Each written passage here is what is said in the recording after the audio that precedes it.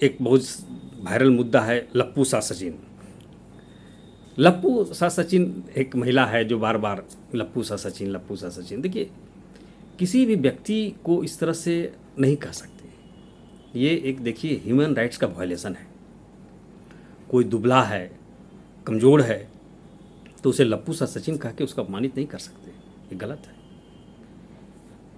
ठीक है, एक आध बार मनुष्य गुस्से में या कुछ से भी शब्द एक आध बार मुंह से निकल जाते हैं, हम लोग के से मुंह से निकल जाते हैं, तो उसके लिए ठीक है, उसको दोहराया नहीं जाता है। उसके लिए माफ़ी मांग ली जाती है कि भाई सब जवान फिसल गया, नहीं बोलना था, मैंने गलती से बोल दिया। लेकिन एक ही बात को यदि बार बार दोहरा रहे हैं अलग अलग मीडिया प्लेटफॉर्म से जुड़ा जाकर, अलग अलग लोगों के सामने जा कर के, तो इसका मतलब है कि आप इंटेंशनली जानबूझकर आप ये शब्द का प्रयोग कर रहे हैं। क्यों कर रहे हैं? सचिन तो अपने देश का लड़का है, अपना भारत का लड़का है, जैसा भी है, कमज़ोर है, पतला है, दुबला है, वो हमारा हमारा घर का है। आप क्यों इसके खिलाफ इस तरह की बयानबाजी करेंगे? ये ह्यूमन राइट्स का क्लियर कट, ये ह्यूमन राइट्स का वायलेशन है, क्लियर कट। और कहाँ है मानवाधिकार संगठन, कहाँ है? आपको हर गली मोहल्ले में आप नज़र दौड़ाइए, आपको 2-4 मानवाधिकार कार्यकर्ता मिल जाएंगे। तो कहाँ है इस मामले में कोई मानवाधिकार के कार्यकर्ता का कहाँ कोई वॉइस है? क्यों किसी व्यक्ति को अपमानित किया जाएगा उसके कदकाठी को लेकर के, उसके रंग रूप को लेकर के? क्यों किसी व्यक्ति को बार बार अपमानित किया जाएगा? ये बहुत गलत है। मैं इसकी भर्त्सना करता हूँ। जो गलत है, कानून प्रक्रिया में है, जासूस है, उसको सज़ा दी जाएगी या डिपोर्ट किया जाएगा, ये फैसला सरकार का है। हम और आप फैसला नहीं कर सकते इस विषय में। उसे पाकिस्तान भेजो, उसे जेल भेजो। अपनी राय रखने का हर किसी को अधिकार है, लोकतंत्र है, हर कोई अपनी राय रख सकता है, हर किसी को अधिकार है कि अपनी बात रखने का।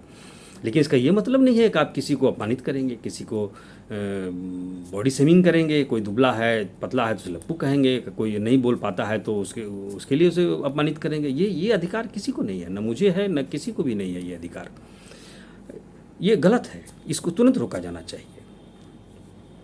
इसमें स्थानीय प्रशासन को भी आगे आ जाना चाहिए कि आप बार बार, आपने एक बार कह दिया, चलो ठीक है गलती हो गई एक बार, लेकिन आप बार बार एक ही बात को दोहरा रहे हैं, बार बार अलग अलग प्लेटफॉर्म से अलग अलग लोगों से मिल करके इसकी, तो ये इंटेंशन है। इसके खिलाफ में मैं तो मुझे तो लगता है कि इस मामले में सचिन को भी एक कंप्लेन करनी चाहिए। अब अगले मुद्दे पर बढ़ते हैं।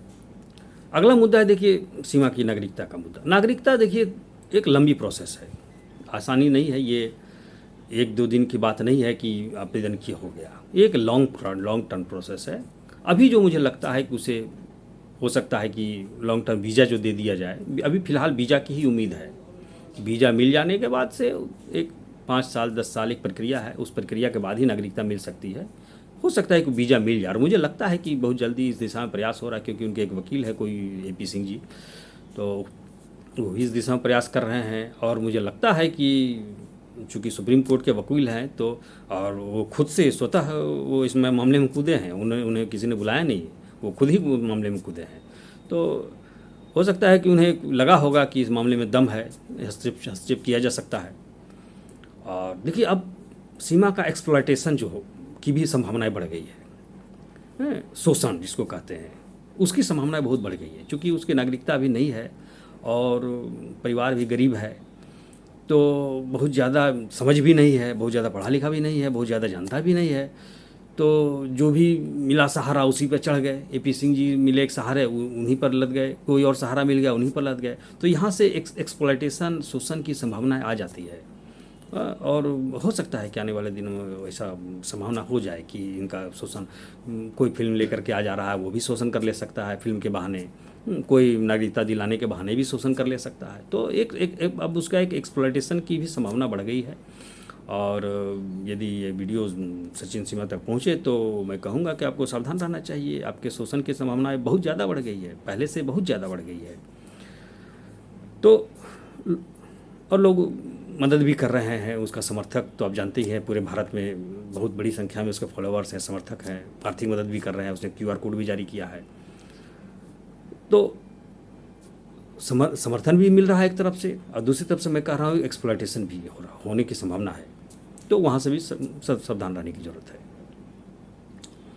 अपनी प्रेगनेंसी पर भी सीमा ने कहा है कि मैं प्रेग्नेंट हूँ या नहीं हूँ, नहीं कह सकती। लेकिन देखिए सीमा प्रेग्नेंट है, ऐसा सीमा ने अपने बयान में ही कह दिया।